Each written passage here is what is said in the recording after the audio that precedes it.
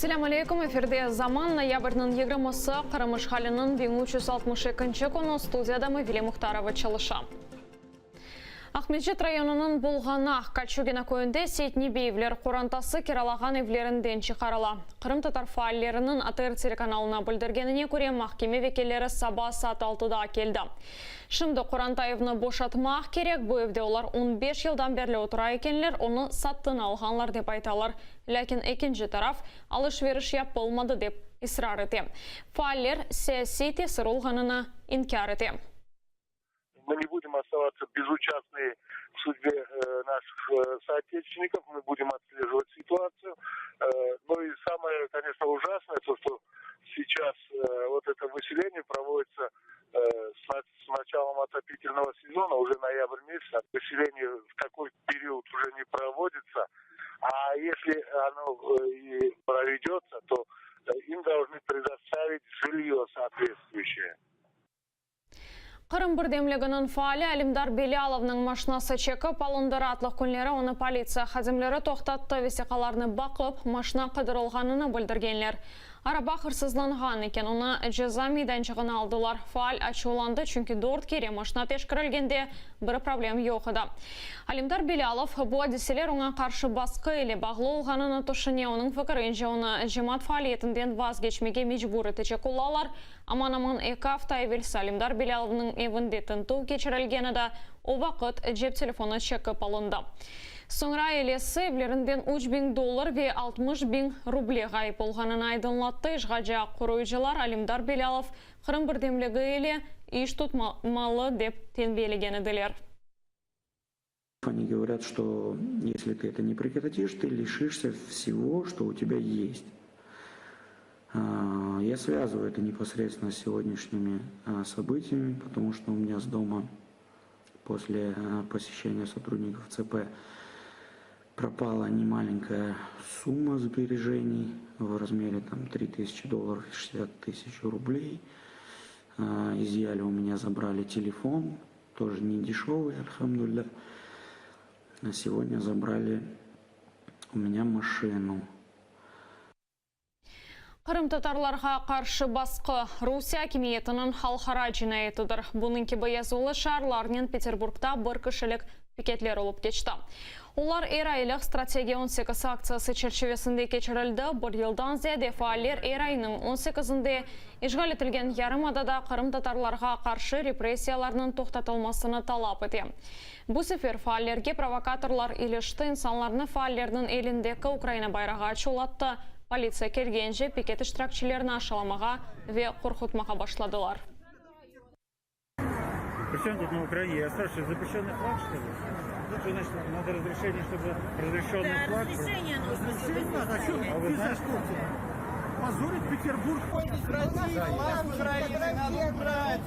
Убрать флаг Украины, я говорю. Мы защищаем Российскую Федерацию от таких, как вы. От таких, как вы. Морда криминальная.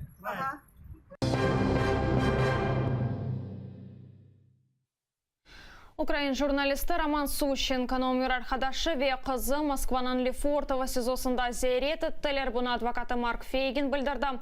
Укринформ агентлігінің мұхбері 2016 сентябрінің 30-ында Русияда яқаланып, жасуслықта қабатланды. Журналистке қаршы снас соңына келмекте Марк Фейгиннің тахминлеріне көре үкім пек серт ве адалетсіз олажақтыр. Дабыр Украиналы бияз Русияде тұтылды лав завод мусизесінің ребері Александр Скиба қында кете ноябрның 15-інде о Минсктегі трактор заводына келді. Айны күні евге қайта жақыда, ләкин ертесі күні өмір арқадашынен бағланып мақсус қызметлер тарафындан яқаланғанына хабер етті. Соңғы ярым ел ішінде бияз Русияде 3 Украина ватандашы яқаланғаны да, августның 4-інде Павло Гриб ғайып болғаны да, соңра есе Русияның Краснодар өлкесіндегі тақиқат изоляторында тапылды. Октябрның 25-інде Минскте Украин радиосының мұхбері Павел Шаруйко яқаланды. Оны да жасуслықта қабатлайлар. Қырымның яңартылған интерактив харитасы Крымсоз жемат бірлешмесі тарафындан тақдым етілді, о 2 ел авелсі азырланғаныда. Дүнияның әрбір көшесінде инсан хаританы açып, ишғал етілген Қырымда инсан ақлары вазиетіні білмесі мүмкін. Бұл сефер харитада инсанларының қачырылмасы ве шектірілген азаплар айрыжа ишаретленді. Кележек авто интерактив харита Парижде тақдым етілежектір.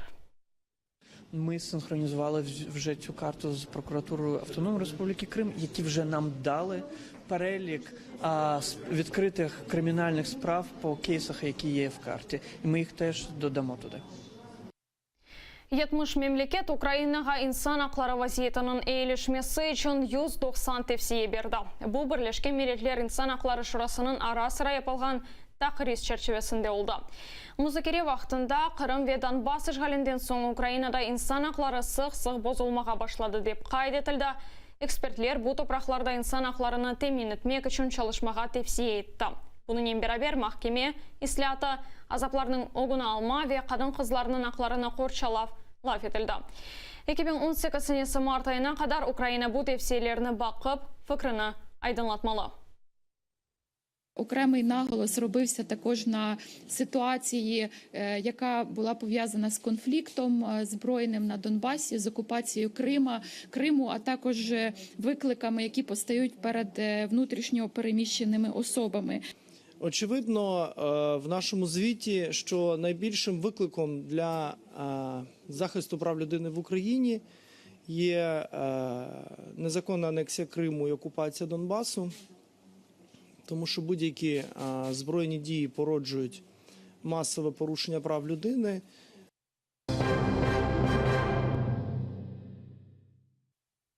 Америка Бірлешкен Девлетлері Украинаға Джевелинден ғайры башқа земаневеселяда бережек бұақта Канадада кателікесізлік форумында Украина тышышлер назирі Павло Климкин білдірді. О дүнияны бірлік олып, истиляжы Русия кеметіне қаршы чақмаға чағырды. Бүгінгі күнде Русиялілер Гурджистан, Донбасс, Сурия ве Шимали Корея топрақларында истиқрарсызлық тарқата. Ве келешекте башқа бөлгелерде зарар көре біле.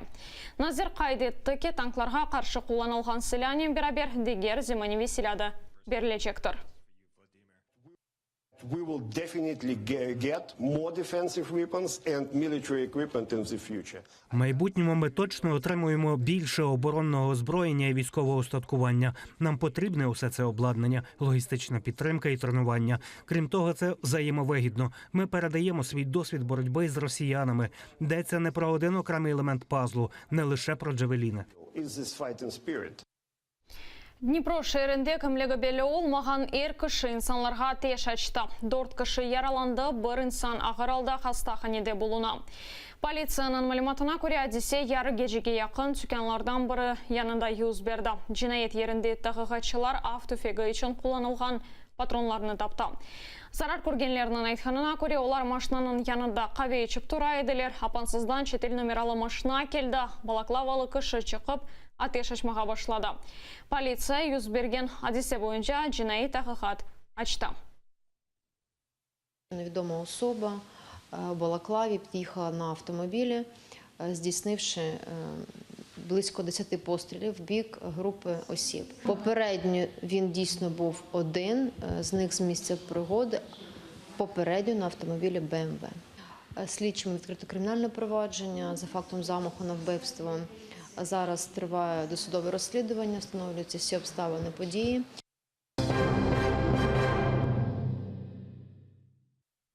Константин Райкин Украинада жең башлатқан Путинге қол тұтты. Шымды есе Одессаға пара қазанмаға келіп Украиналыларына ашалай. Межлис рейсі Рифат Чубаров Одессада Жума күні Русия санаткарының концерті кечірілмесіне рұқсат берілмегеніне бөлей затлады. Рифат Чубаров Русия актеріне Украиналыларына ашаламаға бермеген инсанларға минетдарлығыны білдірді. Де це бачено таке, щоб в воюючій країні людина, яка підтримала війну проти нас, їздила і збирала мільйони по Україні. Константин Райкинның Одесса музыкалы драма театрындегі концертіне серчелерден ғайры фааллерді келді. Инсанлар айта, Қырым кімнің олғанына сұрамаға келгенлер. Ми питаємо у Райкіна, чий Крим. Заходимо теж. Заходимо. Що відбувається? Фаллер келгенінен Райкен салондан қачты. Мұхлислері артистіні алғышларнен санаға чағырмаға тұрышты. Ләкин о сержелерге чықмада, шу арада Фаллер бұйықтен қытке оғырады. Вы пришли на концерт известного артиста. И что? Артиста-кримнашиста. Шикарного, талантливого человека. А вы знаете? Там боретесь, ребята. Одесса Фаллеріні Райкеннің 2014 сенесінің барінде айтқан қырымлафлара чуландырды.